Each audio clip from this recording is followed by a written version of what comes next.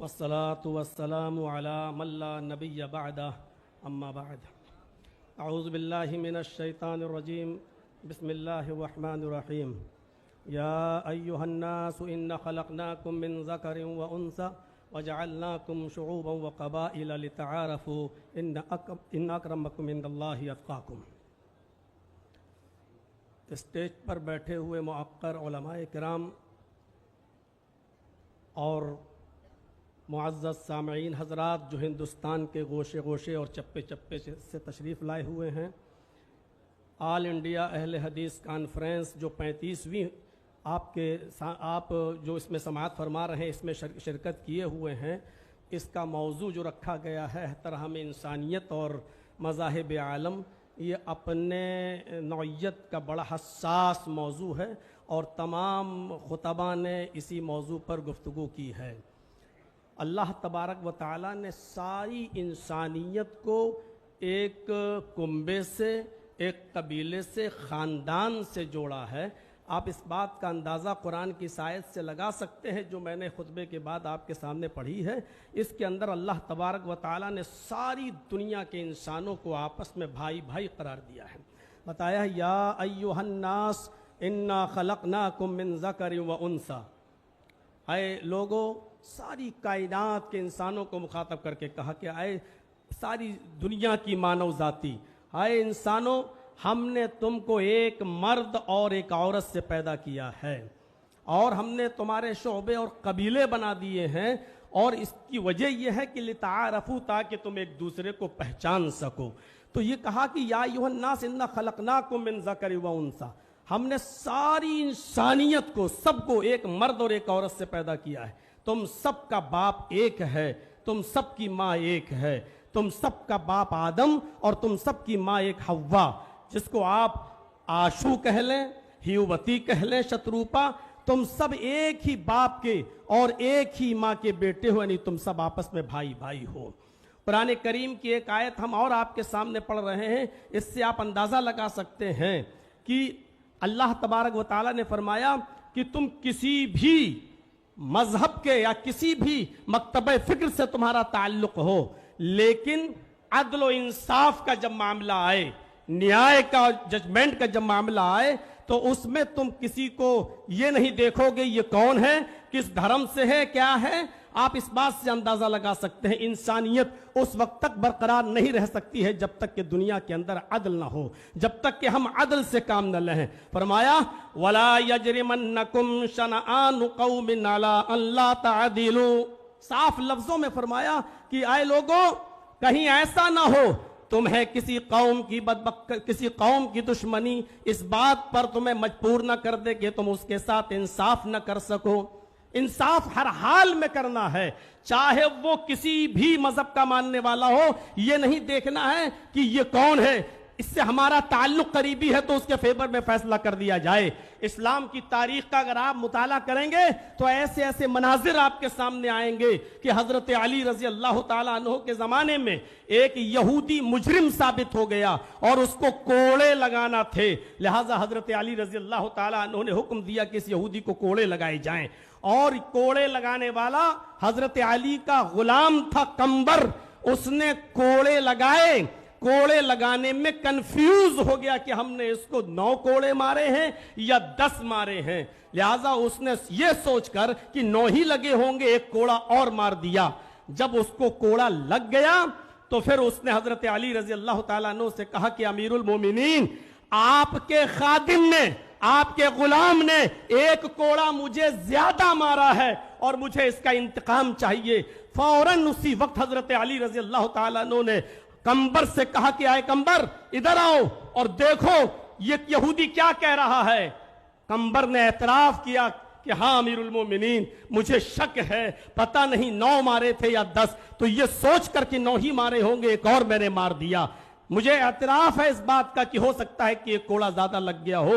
حضرت علی نے فرمایا اب تم کھڑے ہو جاؤ، اور اس یہودی سے کہا کہ کوڑا لو اپنے ہاتھ میں، اور اس یہودی سے کہا کہ اب تم اپنا انتقام لے لو، بدلہ لے لو، اور ایک کوڑا اس یہودی نے مارا حضرت علی کے غلام۔ میں کہنا یہ چاہتا ہوں انسانیت اسی وقت محفوظ رہ سکتی ہے، اس کا تحفظ اسی وقت ہو سکتا ہے جب آپ عدل سے کام لیں گے، اور جہاں عدل و انصاف ختم ہوا وہاں انسانیت بھی مجروح ہوگی، انسانیت کا بھی خون ہوگا۔ اس لیے ہر حال میں اگر آپ یہ چاہتے ہیں کہ انسانیت مجروح نہ ہو، انسانیت محفوظ رہے، تو آپ کو عدل و انصاف قائم کرنا ہوگا، اور جتنا زیادہ عدل ہوگا دنیا میں اتنا ہی زیادہ امن ہوگا۔ آپ کو شاید یاد ہوگا حضرت علی رضی اللہ تعالیٰ عنہ نے بھی ایک یہودی کے خلاف مقدمہ دائر کر دیا تھا قاضی شریح کی عدالت میں کہ میری ایک زرہ ایک یہودی کے پاس ہے، اور جب یہودی کو پیش کیا گیا تو یہودی نے کہا وہ زرہ میری ہے۔ حضرت علی سے کہا گواہ پیش کرو۔ حضرت علی نے جو گواہ پیش کیے تھے شرعی اعتبار سے ان گواہوں کی کوئی حیثیت نہیں تھی۔ قاضی شریح نے امیر المومنین حضرت علی کے خلاف فیصلہ سنایا، یہ کہتے ہوئے کہ اے علی، آپ نے جو گواہ پیش کیا ہے وہ آپ کا بیٹا ہے، اور شریعت محمدی کے اندر بیٹے کی گواہی باپ کے حق میں تسلیم نہیں کی جاتی ہے۔ اے علی، آپ نے دوسرا گواہ اپنا غلام پیش کیا ہے، غلام کی گواہی بھی مالک کے حق میں، آقا کے حق میں قبول نہیں کی جاتی ہے، لہٰذا یہ زرہ کا مالک یہودی ہے۔ حضرت علی کے خلاف فیصلہ سنایا۔ یہ عدل، یہ انصاف ہمیں یہ بتلا رہا ہے کہ جب اس طریقے کا عدل تھا، جب اس طریقے کا انصاف تھا تو انسانیت چین اور سکون کا سانس لیتی تھی۔ یقیناً آج عدل و انصاف ہمارے معاشرے سے ختم ہوتا چلا جا رہا ہے۔ وہ ملک شام کا وہ واقعہ بھی ہمارے اور آپ کے سامنے آنا چاہیے کہ حضرت عمر فاروق جب ملک شام گئے تو ایک 12 سال کے یہودی بچے نے عمر ابن عاص کے بیٹے کے خلاف شکایت کی کہ امیر المومنین، ہمیں عمر ابن عاص کے اس بچے نے، عمر ابن عاص کے اس یہودی نے کہا کہ عمر ابن عاص کے بیٹے نے ہمیں کو کوڑا مارا ہے، میرا گھوڑا اس سے آگے نکل گیا تھا ریس میں۔ حضرت عمر فاروق نے سنا تو فوراً غصے سے لال پیلے ہوئے حضرت عمر ابن عاص سے کہا کہ یہ کیا ہو رہا ہے۔ فوراً بلایا گیا، بیٹے نے، عمر ابن عاص کے بیٹے نے اپنا جرم کا اقبال کیا اور اس یہودی بچے سے کہا کہ تو بھی اپنا انتقام لے لے۔ ہماری حکومت، ہماری خلافت، ہماری چودراہٹ سب کچھ ہونے کے باوجود خود عمر ابن عاص کے بیٹے کو اس یہودی بچے نے کوڑا لگایا۔ میں علامہ احسان الہی ظہیر کی ایک بار تقریر سن رہا تھا، انہوں نے تو اپنے خطاب کے اندر یہ بھی کہا کہ ایک کوڑا حضرت عمر فاروق نے اپنے خاتم سے کہا کہ عمر ابن عاص کو بھی لگاؤ۔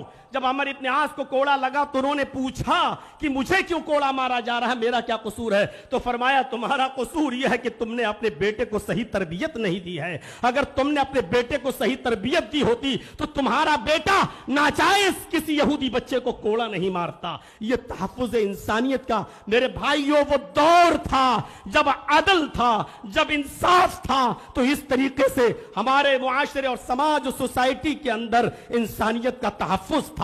آج ذرا آپ اپنے علاقوں میں دیکھیں، اپنے ملک کی بات تو چھوڑ دیجئے، کسی ایک چھوٹی بستی کے اندر بھی آپ کو عدل کے یہ نمونے نہیں ملیں گے، عدل کی یہ چیزیں آپ کے سامنے نہیں آئیں گی۔ قرآن کریم تحفظ انسانیت کے سلسلے میں اتنی عظیم بات کہتا ہے۔